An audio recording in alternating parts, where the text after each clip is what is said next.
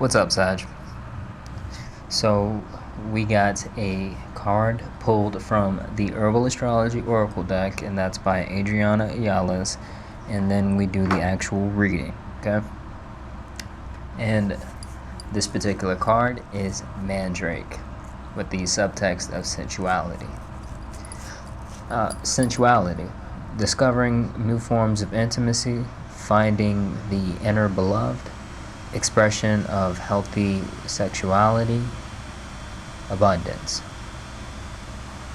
Known as Satan's apple, the devil's apple, and man's root, mandrake is one of the most famous mystical aphrodisiac plants. In ancient times, the dried root was soaked in wine and enjoyed as a love potion.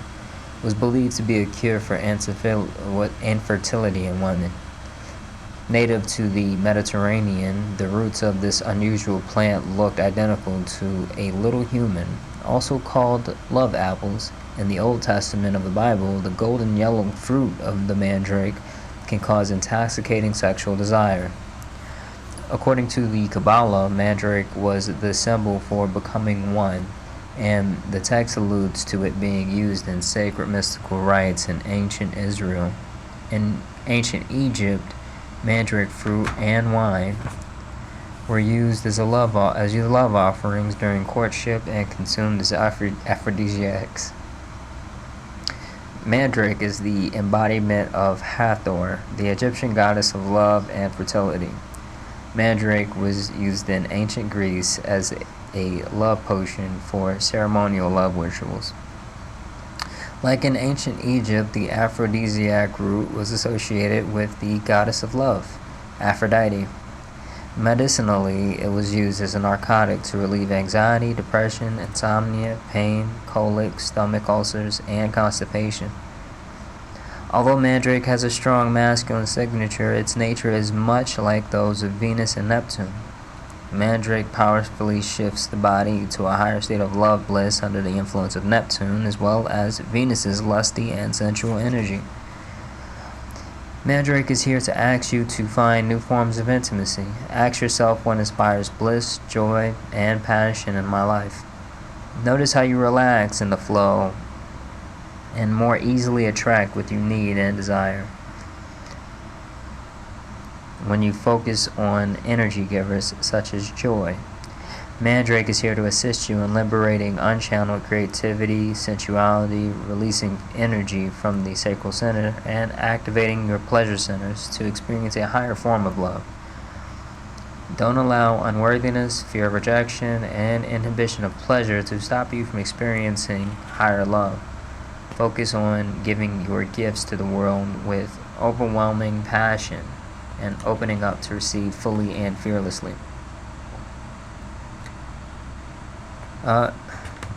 This is reminding me so much, like, this is not so much, but it's reminding me of the last reading, and that last reading was the rigidity trap, in terms of the idea of what's going on here. But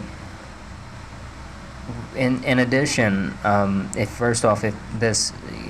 this idea of, for instance, the benefits of not ignoring love and creativity in general, I think that's the rigidity trap is a good maybe a good place to really go to after this or before this, depending on how you best want to take this. But in terms of this idea of medicine, I'm really like, I got kind of like hung up at this idea of there being a medicinal quality that maybe needs to come into portion in terms of to really open you guys up. There is, if you guys find yourself suffering from like some kind of like mentality that you're really not really up, that really gets you down and kind of like kills the mood when it comes down to really just you evolving yourself in any type of relationship in general, you should look at that. You should definitely look at that, because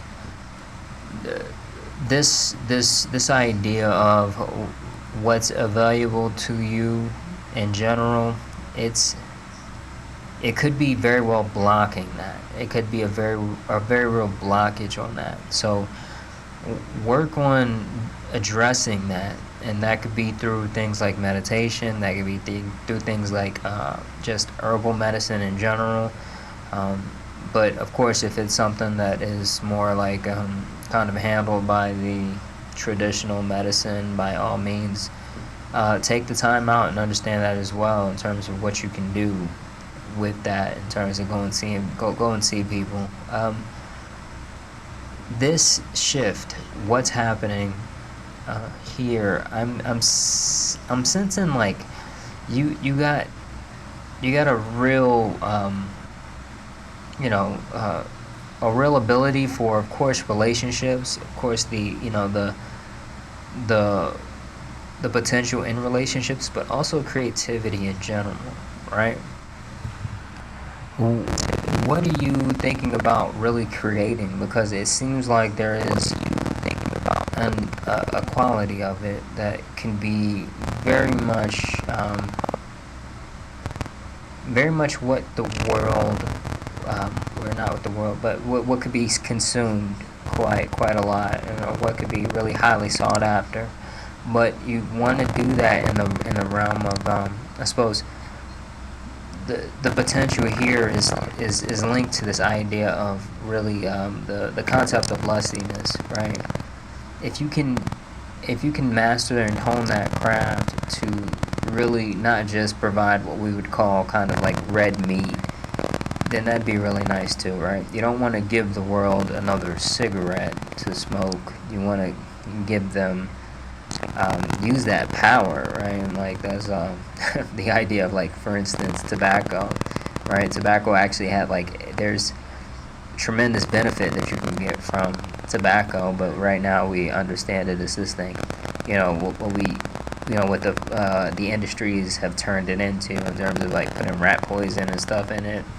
And don't quote me on that. I'm not sure exactly the toxic chemicals in there, but the idea is that it causes cancer in terms of how we treat it today, but it was very real, and it had a very heavy spiritual significance to ancient peoples and indigenous peoples and tribal peoples. So when you provide whatever you provide, you can provide tobacco in that, but try to make it the more ancient form in terms of that idea of it actually has real solid benefit for the actual world that's going to consume it. And it could be, it is definitely a signature of at least creative exercise, but it also has a tremendous benefit for, just creating things that are just absolutely appealing but also healthy. There is a lot of potential for that in the world in terms of what it can do. Don't shy away from your creative nature in general, right? Because there are this idea of how you can do things. There are I'm thinking about this idea of soaking the dried root in the wine and creating this love potion, and just the amount of creativity, like, in that, but also the amount of, like, kind of ingenuity that's more, like, commonly thought about in the world. So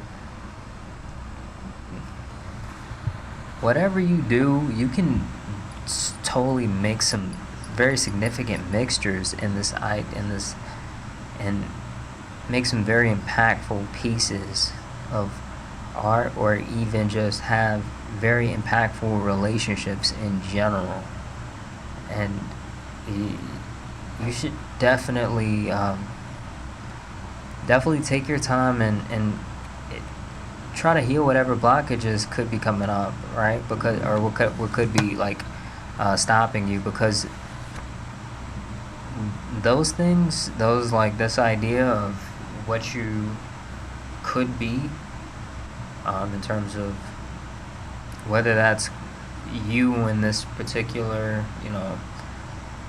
healthy relationship that is just honestly like somehow lustful, very lustful and healthy at the same time, or whether you just providing that tobacco that's more like ancient in terms of its ability or its spiritual significance in the world in general. I sense a tremendous benefit here, so take time and understand your blockages, understand what's really stopping you, and don't, whether that's a psychologist or, a therapist of some kind, you just, take that time and really seek it out, because it does feel like something's stopping what this could be, and that's something that you can benefit from tremendously. And with that being said, I will, Sag, have a good week, and I'll see you next week.